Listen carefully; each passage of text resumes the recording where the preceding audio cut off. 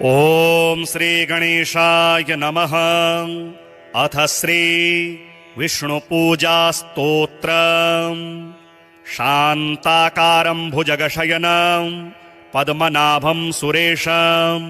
विश्वाधारं गगनसदृशं मेघवर्णं शुभांगं लक्ष्मीकान्तं कमलनयनं योगिभिर्ध्यानगम्यं वन्दे विष्णुं भवभयहरं सर्वलोकैकनाथम्। आराधयामि मणिसन्निभमात्ममुष्णुं मायापुरे हृदयपङ्कजसन्निविष्टां श्रद्धानदी विमलचित्तजलाभिषिक्तां नित्यं समाधिकुसुमेरपुनर्भवाय ज्योतिःशान्तं सर्वलोकान्तरस्थं मोङ्कारारोग्यं योगिहृद्यानगम्यं साङ्गं शक्तिं सायुधं भक्तसेव्यं सर्वाकारं विष्णुमावाहयामि। करपद्रुमे मणिवेदि मध्ये सिंहासने स्वर्णमयं सरतनं विचित्रवस्त्रावृतमच्युतप्रभो गहाणलक्ष्मीधरणी समन्विता। पादोतकं ते परिकल्पयामि पुण्यं सरितसागरतोयनीतं पाद्यं प्रदास्ये सुमनः समेतं गृहाणलक्ष्मीधरणी समन्विता। ब्रह्मेन्द्र रुद्राग्निमुनीन्द्र सेव्यं पादारविन्दाम्बुदसन्निभाङ्गं अर्घ्यं गृहाणाश्रितपारिजातं श्रियाः सहाम्भोजलदायताक्ष्यं तीर्थोदकं गङ्गमिदं हि विष्णो त्रिविक्रमानन्तमया निवेदितं दध्याज्ययुक्तं मधुपर्कसंज्ञं गृहाणदेवेश यथाक्रमेण। आकल्पसंशोभितदिव्यगात्रं राकेन्दुनीकाशमुखारविन्दं दत्तं मया चाचमनं गृहाणं श्रीकेशवानन्तधरारिदारिन्। तीर्थोदकैः काञ्चन कुम्भसंस्थे सुवासितैर्देव सुमन्त्रपूतैः मयार्पितं स्नानमिदं गृहाणं पादाब्जनिष्ठ्योत्तनदीप्रवाहं मन्दाकिनी जुह्नुसुतार्य गौतमी वेण्यादितीर्थेषु च पुण्यवत्सु आनीतमम्भो घनसारयुक्तं श्रीखण्डमिश्रं कुसुमादिसंश्रितं कामधेनोः समदभूतं देवर्षिपितृतृप्तिदां पयो ददामि देवेश स्नानार्थं प्रतिगृह्यताम्। चन्द्रमण्डलसङ्काशं सर्वदेवप्रियं दधि स्नानार्थं ते मया दत्तं प्रीत्यर्थं प्रतिगृह्यताम्। आज्यं सुराणामाहारं माज्यं यज्ञे प्रतिष्ठितम् आज्यं पवित्रं परमं स्नानार्थं प्रतिगृह्यताम्। सर्वौषधिसमुत्पन्नं पीयूषममृतं मधु स्नानार्थं ते प्रयच्छामि गृहाण परमेश्वर। इक्षुदण्ड समुद्भूत दिव्यशर्करया हरिं स्नपयामि सदा भक्त्या प्रीतो भव सुरेश्वर। स्वर्णाञ्चलं चित्रतरं सुशोभितं कौशेययुग्मं परिकल्पितं मया दामोदरप्रावरणं गृहाणं मायाबलप्रावृतदिव्यरूपं सुवर्णतन्तोद्भवयज्ञसूत्रं मुक्ताफलस्यूतमनेकरत्नं गृहाण तदत्प्रियमुत्तरीयं स्वकर्मसूत्रान्तरिणे नमोऽस्तु। कस्तूरिकाकरदमचन्दनानि काश्मीरसंयोजितगन्धसारेः विलेपनं स्वीकुरु देवदेव। श्रीदेवि वक्षोजविलेपनाङ्गं श्रीगन्धं चन्दनोन्मिश्रं कर्पूरेण ससंयुतं विलेपनं सुरश्रेष्ठं प्रीत्यर्थं प्रतिगृह्यताम्। सेवन्तिकावकुलचम्पकपाटलाब्जैः पुन्नागजातिकरवीररसालपुष्पैः बिल्वप्रवालतुलसीदलमल्लिकाभिः त्वां पूजयामि जगदीश्वर मे प्रसीद। आरामपुष्पाणि मनोहराणि जलाशयस्थानि सुपल्लवानि सुवर्णपुष्पाणि मयार्पितानि त्वं गृह्यतां देववर प्रसीद केयोरकटके चैव हस्ते चित्राङ्गुलीयकम् माणिक्योल्लासिमुकुटं कुण्डले हारशोभितं नाभौ नायकरत्वं च नूपुरे पादपद्मयोः अङ्गुलीमुद्रिकाश्चैव गृहाण पुरुषोत्तमा श्रीखण्डलाक्षासितकाष्ठदिव्या कर्पूरकाला गुरुकर्दमानि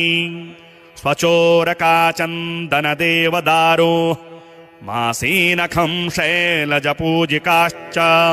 काकागुरुप्रचुरगुग्गुलगन्धधूपैर्नानाविधैः सुरभितेः खलु धूप्यमानेः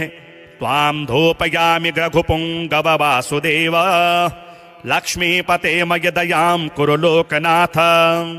सूर्येन्दुकोटिप्रभ वासुदेव दीपावलिं गोघृतवर्तियुक्तां गृहाण लोकत्रयपूजिताङ्गे धर्मप्रदीपान् कुरु दीप्यमानान् स्वामिन् लक्ष्मीश देवेश भक्तलोकदयानिधे ज्ञानतो ज्ञानतो वापि भक्त्या शक्त्या समर्पितं मयोपनीतं नैवेद्यं पञ्चभक्ष्य सुभोजनं मक्षिकामशकाः केशाः पृथुबीजानि वल्कलाः अथ श्री महाविष्णुस्तोत्रम् सूत उवाच ते गत्वा देवदेवेशं रमानाथं जगद्गुरुं विष्णुं कमलपत्राक्षं दद्रशुः प्रभयान्वितं स्तोत्रेण तुष्टुवुर्भक्त्या गदगदस्वरसत्कृताः देवा ऊचुः जय विष्णो रमेशाद्य महापुरुषपूर्वजं दैत्यारे कामजनकं सर्वकामफलप्रदं महावराह गोविन्दं महायज्ञस्वरूपकं महाविष्णो ध्रुवेशाद्यं जगदुत्पत्तिकारणं मत्स्यावतारे देवानाम् उद्धाराधाररूपकं सत्यव्रतधराधीशं मत्स्यरूपाय ते नमः जयाकूपारदैत्यारे सुरकार्यसमर्पकम् अमृताप्तिकरेशानं कूर्मरूपाय ते नमः जयादिदैत्यनाशार्थं मादिशूकररूपधृकं मह्युद्धारकृतोद्योगं कोलरूपाय ते नमः नारसिंहं वपुः कृत्वा महादैत्यं ददारयः करजैर्वरदृप्ताङ्गं तस्मै नृहरये नमः वामनं रूपमास्थाय त्रैलोक्यैश्वर्यमोहितं बलिं सञ्चलयामास तस्मै वामनरूपिणे दुष्टशत्रविनाशाय सहस्रकरशत्रवे रेणुकागर्भजाताय जामदग्न्याय ते नमः दुष्टराक्षसपौलस्त्य शिरश्छेदपटीयसे श्रीमद्दाशरथे तुभ्यं नमोऽनन्तक्रमाय च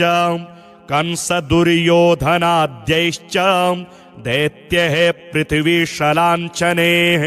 भाराक्रान्तां महीयोषां उज्जहार महाविभुः धर्मं संस्थापयामास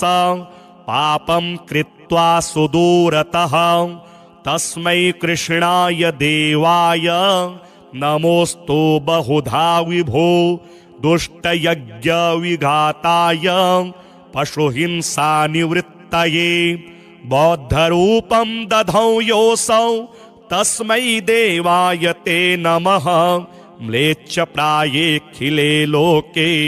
दुष्टराजन्यपीडिते कल्किरूपं समादद्यौ देवदेवाय ते नमः दशावतारास्ते देव भक्तानां रक्षणाय वै दुष्टदैत्यविघाताय तस्मात् त्वं सर्वदुःखहृत जय भक्तार्तिनाशाय धृतं नारीजलात्मसु रूपं येन त्वया देव कोऽन्यस्त्वत्तोदयानिधिः इत्येवं देवदेवेशं स्तुत्वा श्रीपीतवाससं प्रणेर्मुर्भक्तिसहिताः साष्टाङ्गं विभुधर्षभाः तेषां स्तवं समाकर्ण्य देवः श्रीपुरुषोत्तमः उवाच विबुधान् सर्वान् हर्षयच्छे गदाधरः श्रीभगवानुवाच प्रसन्नोऽस्मि स्तवेनाहं देवास्तापं विमुञ्चथ भवतां नाशयिष्यामि दुःखं परमदुःसहं वृणध्वं च वरं मत्तो देवः परमदुर्लभं ददामि परमप्रीतः स्तवस्यास्य प्रसादतः य एतत् पठते स्तोत्रं कल्य उत्थाय मानवः मयि भक्तिं परां कृत्वा न तं शोकः स्पृशेत् कदा अलक्ष्मीः कालकर्णी च नाक्रामेतद्गृहं सुराः नोपसर्गान् वेताला न ग्रहा ब्रह्मराक्षसाः न रोगावातिकः पेत्ताः श्लेष्मसम्भविनस्तथा नाकालमरणं तस्य कदापि च भविष्यति सन्ततिश्चिरकालस्था भोगाः सर्वे सुखादयः सम्भविष्यन्ति तन्मर्त्य गृहे यः स्तोत्रपाठकः किं पुनर्बहुनोक्तेन स्तोत्रं सर्वार्थसाधकम् एतस्य पठनात् नृणां भुक्तिमुक्ति न दूरतः देवा भवत्सु यद्दुःखं कथ्यतां तदसंशयं नाशयामि न सन्देहश्चात्र कार्योऽणुरेव च एवं श्रीभगवद्वाक्यं श्रुत्वा सर्वे दिवौकसः प्रसन्नमनसः सर्वे पुनरुचुर्वृषाकपिं शान्ताकारं भुजगशयनं पद्मनाभं सुरेशं विश्वाधारं गगनसदृशं मेघवर्णं शुभांगं लक्ष्मीकान्तं कमलनयनं योगिभिर्ध्यानगम्यं वन्दे विष्णुं भवभयहरं सर्वलोकैकनाथम् आराधयामि मणिसन्निभमात्ममुष्णों मायापुरे हृदयपङ्कजसन्निविष्टां श्रद्धानदी विमलचित्तजलाभिषिक्तां नित्यं समाधिकुसुमेरपुनर्भवाय ज्योतिःशान्तं सर्वलोकान्तरस्थं मोङ्कारारोग्यं योगिहृद्यानगम्यं साङ्गं शक्तिं सायुधं भक्तसेव्यं सर्वाकारं विष्णुमावाहयामि करपद्रुमे मणिवेदि मध्ये सिंहासने स्वर्णमयं सरतनं विचित्रवस्त्रावृतमच्युत प्रभो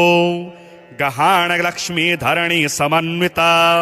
पादोतकं ते परिकल्पयामि पुण्यं सरितसागरतोयनीतं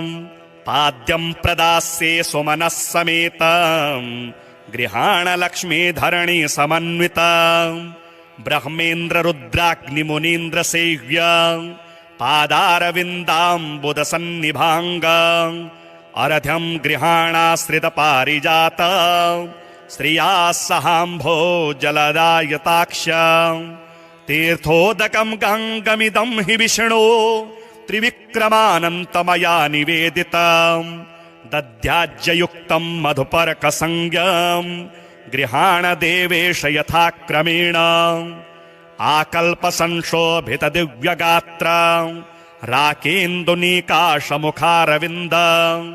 दत्तं मया चाचमनं गृहाणं श्रीकेशवानन्तधरारिदारिन् तीर्थोदकैः काञ्चन कुम्भसंस्थैः सुवासितैर्देव सुमन्त्रपूतैः मयार्पितं स्नानमिदं गृहाण पादाब्जनिष्ठ्योतनदीप्रवाह मन्दाकिनी जुह्नुसुतार्य गौतमी वेण्यादितीर्थेषु च पुण्यवत्सु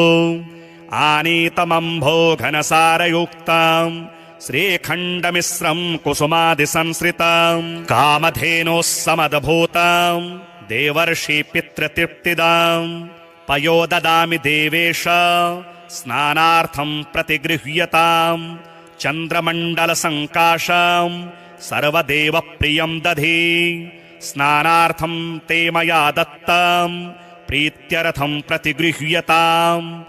आज्यम् सुराणामाहारम् माज्यम् यज्ञे प्रतिष्ठिताम् आज्यम् पवित्रम् परमम् स्नानार्थम् प्रतिगृह्यताम् सर्वौषधि समुत्पन्नम् पीयूषममृतम् मधु स्नानार्थम् ते प्रयच्छामि गृहाण परमेश्वर इक्षुदण्ड समुद्भूत दिव्यशर्करया हरिम् स्नपयामि सदा भक्त्या प्रीतो भव सुरेश्वर स्वर्णाञ्चलम् चित्रतरम् सुशोभितम् कौशेययुग्मम् परिकल्पितम् मया दामोदरप्रावरणम् गृहाण मायाबलप्रावृतदिव्यरूपम् सुवर्णतन्तोद्भवयज्ञसूत्रम् मुक्ताफलस्यूतमनेकरत्नम् गृहाण तद्वत्प्रियमुत्तरीयम् स्वकर्मसूत्रान्तरिणे नमोऽस्तु कस्तूरीकाकरदमचन्दनानि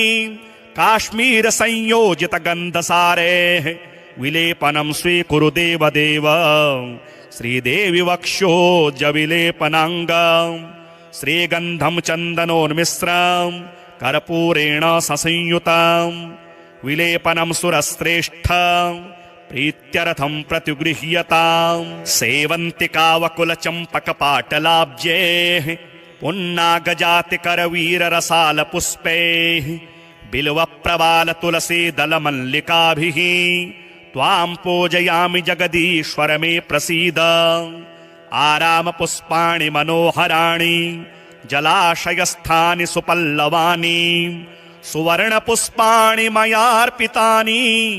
त्वम् गृह्यताम् देववर प्रसीद केयोरकटके चैव हस्ते चित्राङ्गुलीयकम्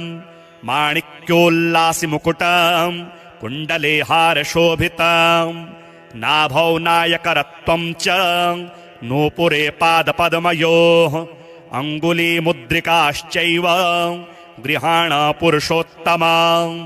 श्रीखण्डलाक्षासितकाष्ठदिव्या कर्पूरकाला गुरुकर्दमानि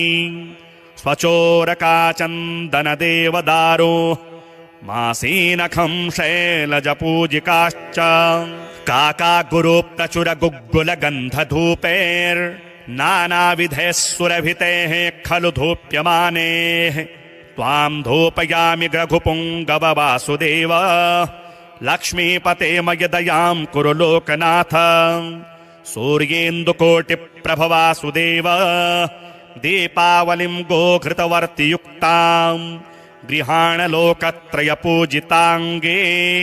धर्मप्रदीपान् कुरु दीप्यमानान् स्वामिन् लक्ष्मीश देवेश भक्तलोकदयानिधे ज्ञानतो ज्ञानतो वापि भक्त्या शक्त्या समर्पितम् मयोपनीतम् नैवेद्यम् पञ्चभक्ष्य सुभोजनम् मक्षिकामशकाः केशाः पृथुबीजानि वल्कलाः अथ श्री महाविष्णुस्तोत्रम् सूत उवाच ते गत्वा देवदेवेशम् रमानाथम् जगद्गुरुम् विष्णुम् कमलपत्राक्षम् दद्रशुः प्रभयान्वितम् स्तोत्रेण तुष्टुवुर्भक्त्या गदगदस्वरसत्कृताः देवा ऊचुः जय विष्णो रमेशाद्य महापुरुषपूर्वज दैत्यारे कामजनक सर्वकामफलप्रद महावराह गोविन्द महायज्ञस्वरूपक महाविष्णो ध्रुवेशाद्य जगदुत्पत्तिकारण मत्स्यावतारे देवानाम् उद्धाराधाररूपक सत्यव्रतधराधीश मत्स्यरूपाय ते नमः जयाकूपारदैत्यारे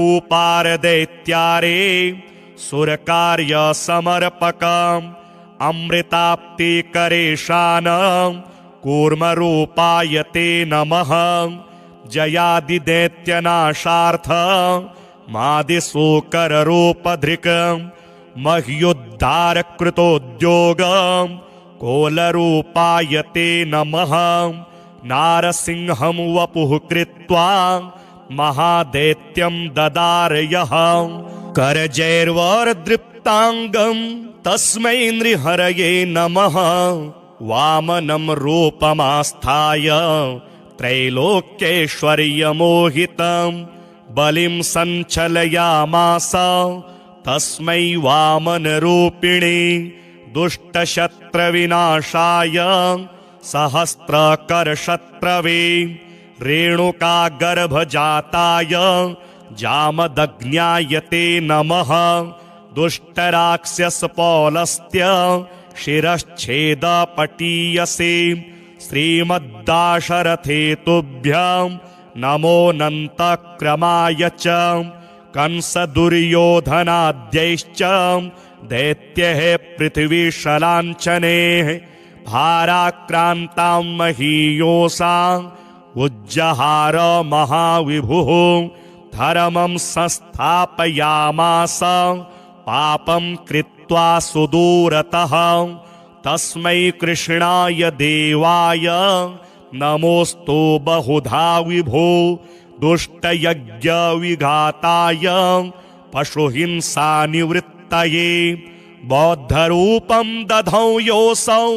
तस्मै देवाय ते नमः म्लेच्छप्रायेऽखिले लोके दुष्टराजन्यपीडिते कल्किरूपं समादद्यौ देवदेवाय ते नमः दशावतारास्ते देव भक्तानां रक्षणाय वै दुष्टदैत्यविघाताय तस्मात् त्वं सर्वदुःखहृत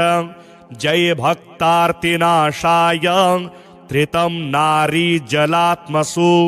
रूपं येन त्वया देव कोऽन्यस्त्वत्तोदयानिधिः इत्येवं देवदेवेशं स्तुत्वा श्रीपीतवाससं प्रणेर्मुर्भक्तिसहिताः साष्टाङ्गं विभुधर्षभाः तेषां स्तवं समाकर्ण्य देवः श्रीपुरुषोत्तमः उवाच विबुधान् सर्वान् हर्षयच्छे गदाधरः श्रीभगवानुवाच प्रसन्नोऽस्मि स्तवेनाहं देवास्तापं विमुञ्चथ भवतां नाशयिष्यामि दुःखं परमदुःसहं वृणध्वं च वरं मत्तो देवः परमदुर्लभं ददामि परमप्रीतः स्तवस्यास्य प्रसादतः य एतत् पठते स्तोत्रं कल्य उत्थाय मानवः मयि भक्तिं परां कृत्वा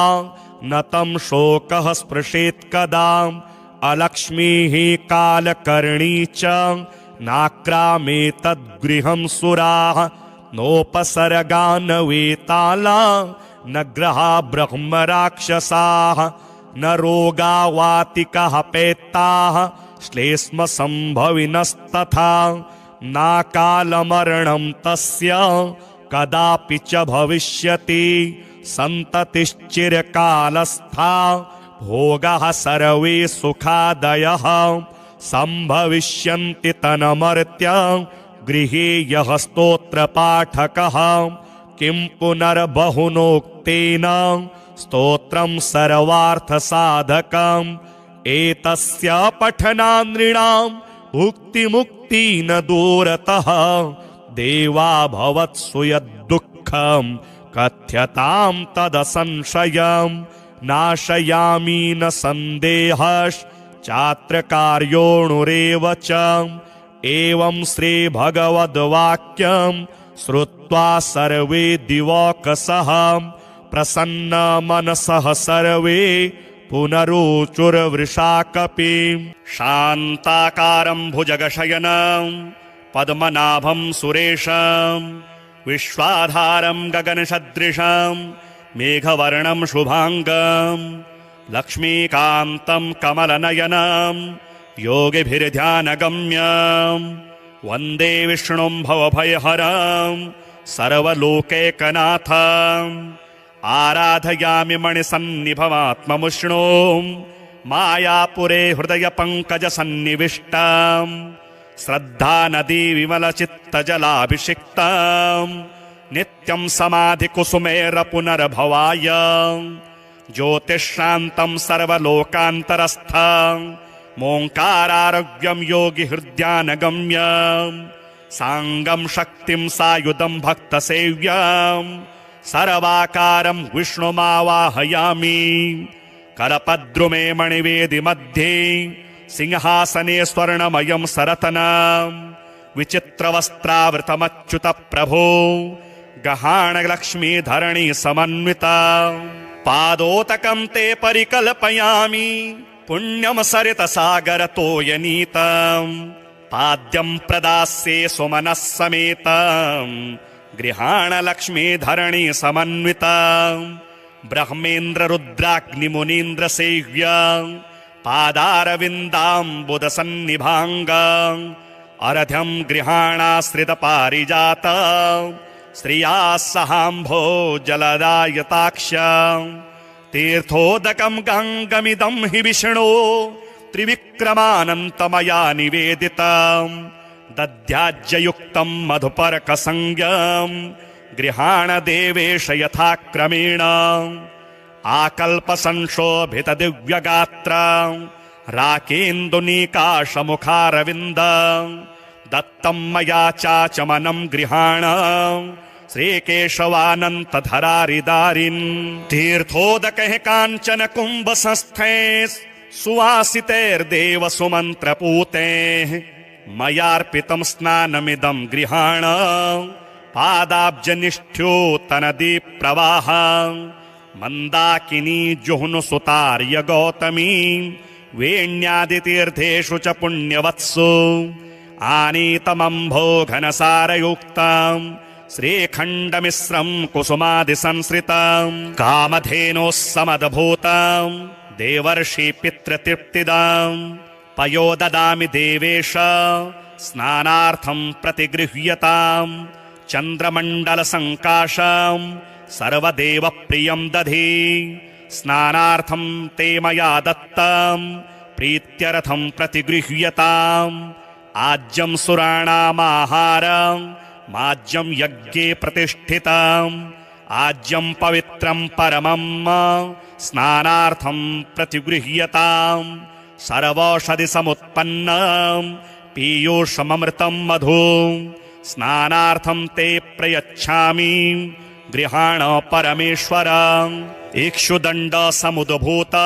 दिव्यशर्करया हरिं स्नपयामि सदा भक्त्या प्रीतो भव सुरेश्वर। स्वर्णाञ्चलं चित्रतरं सुशोभितं कौशेययुग्मं परिकल्पितं मया दामोदरप्रावरणं गृहाणं मायाबलप्रावृतदिव्यरूपं सुवर्णतन्तोद्भवयज्ञसूत्रं मुक्ताफलस्यूतमनेकरत्नं गृहाण तदत्प्रियमुत्तरीयं स्वकर्मसूत्रान्तरिणे नमोऽस्तु। कस्तूरिकाकरदमचन्दनानि काश्मीरसंयोजितगन्धसारेः विलेपनं स्वीकुरु देवदेव। श्रीदेवि वक्षोजविलेपनाङ्गं श्रीगन्धं चन्दनोन्मिश्रं कर्पूरेण ससंयुतं विलेपनं सुरश्रेष्ठं प्रीत्यर्थं प्रतिगृह्यताम्। सेवन्तिकावकुलचम्पकपाटलाब्जैः पुन्नागजातिकरवीररसालपुष्पैः बिल्वप्रवालतुलसीदलमल्लिकाभिः त्वां पूजयामि जगदीश्वर मे प्रसीद। आरामपुष्पाणि मनोहराणि जलाशयस्थानि सुपल्लवानि सुवर्णपुष्पाणि मयार्पितानि त्वं गृह्यतां देववर प्रसीद। केयोरकटके चैव हस्ते चित्राङ्गुलीयकम् माणिक्योल्लासि मुकुटम् कुण्डले हारशोभितम् नाभौ नायकरत्वं च नूपुरे पादपद्मयोः अङ्गुलीमुद्रिकाश्चैव गृहाण पुरुषोत्तमा श्रीखण्डलाक्षासितकाष्ठदिव्या कर्पूरकाला गुरुकर्दमानि स्वचोरकाचन्दनदेवदारो मासीनखं शैलजपूजिकाश्च काकागुरुप्रचुरगुग्गुलगन्धधूपैर्नानाविधैः सुरभितेः खलु धूप्यमानेः त्वां धूपयामि रघुपुङ्गव वासुदेव लक्ष्मीपते मय दयां कुरु लोकनाथ सूर्येन्दुकोटिप्रभ वासुदेव दीपावलिं गोघृतवर्तियुक्तां गृहाण लोकत्रयपूजिताङ्गे धर्मप्रदीपान् कुरु दीप्यमानान् स्वामिन् लक्ष्मीश देवेश भक्तलोकदयानिधे ज्ञानतो ज्ञानतो वापि भक्त्या शक्त्या समर्पितं मयोपनीतं नैवेद्यं पञ्चभक्ष्य सुभोजनं मक्षिका मशकाः केशाः पृथुबीजानि वल्कलाः। अथ श्री महाविष्णुस्तोत्रम्। सूत उवाच ते गत्वा देवदेवेशं रमानाथं जगद्गुरुं विष्णुं कमलपत्राक्षं दद्रशुः प्रभयान्वितं स्तोत्रेण तुष्टुवुर्भक्त्या गदगदस्वरसत्कृताः देवा ऊचुः जय विष्णो रमेशाद्य महापुरुषपूर्वज दैत्यारे कामजनकं सर्वकामफलप्रदं महावराह गोविन्द महायज्ञस्वरूपकं महाविष्णो ध्रुवेशाद्य जगदुत्पत्तिकारणं मत्स्यावतारे देवानाम् उद्धाराधाररूपकं सत्यव्रतधराधीशं मत्स्यरूपाय ते नमः जयाकूपारदैत्यारे सुरकार्यसमर्पकम् अमृताप्तिकरेशानं कूर्मरूपाय ते नमः जयादिदैत्यनाशार्थं मादिशूकररूपधृकम् मह्युद्धारकृतोद्योगं कोलरूपाय ते नमः नारसिंहं वपुः कृत्वा महादैत्यं ददारयः करजैर्वरदृप्ताङ्गं तस्मै नृहरये नमः वामनं रूपमास्थाय त्रैलोक्यैश्वर्यमोहितं बलिं सञ्चलयामास तस्मै वामनरूपिणे दुष्टशत्रविनाशाय सहस्रकरशत्रवे रेणुकागर्भजाताय जामदग्न्याय ते नमः दुष्टराक्षसपौलस्त्य शिरश्छेदपटीयसे श्रीमद्दाशरथे तुभ्यं नमोऽनन्तक्रमाय च कंसदुर्योधनाद्यैश्च दैत्यैः पृथिवीशलाञ्छनैः भाराक्रान्तां महीयोषाम् उज्जहार महाविभुः धर्मं संस्थापयामास पापं कृत्वा सुदूरतः तस्मै कृष्णाय देवाय नमोऽस्तु बहुधा विभो दुष्टयज्ञविघाताय पशुहिंसानिवृत्तये बौद्धरूपं दधौ योऽसौ तस्मै देवाय ते नमः म्लेच्छप्रायेऽखिले लोके दुष्टराजन्यपीडिते कल्किरूपं समादद्यौ देवदेवाय ते नमः दशावतारास्ते देव भक्तानां रक्षणाय वै दुष्टदैत्यविघाताय तस्मात् त्वं सर्वदुःखहृत जय भक्तार्तिनाशाय धृतं नारी जलात्मसु रूपं येन त्वया देव कोऽन्यस्त्वत्तो दयानिधिः इत्येवं देवदेवेशं स्तुत्वा श्रीपीतवाससं प्रणेर्मुर्भक्तिसहिताः साष्टाङ्गं विभुधर्षभाः तेषां स्तवं समाकर्ण्य देवः श्रीपुरुषोत्तमः उवाच विबुधान् सर्वान् हर्षयच्छे गदाधरः श्रीभगवानुवाच प्रसन्नोऽस्मि स्तवेनाहं देवास्तापं विमुञ्चथ भवतां नाशयिष्यामि दुःखं परमदुःसहं वृणध्वं च वरं मत्तो देवः परमदुर्लभं ददामि परमप्रीतः स्तवस्यास्य प्रसादतः य एतत् पठते स्तोत्रं कल्य उत्थाय मानवः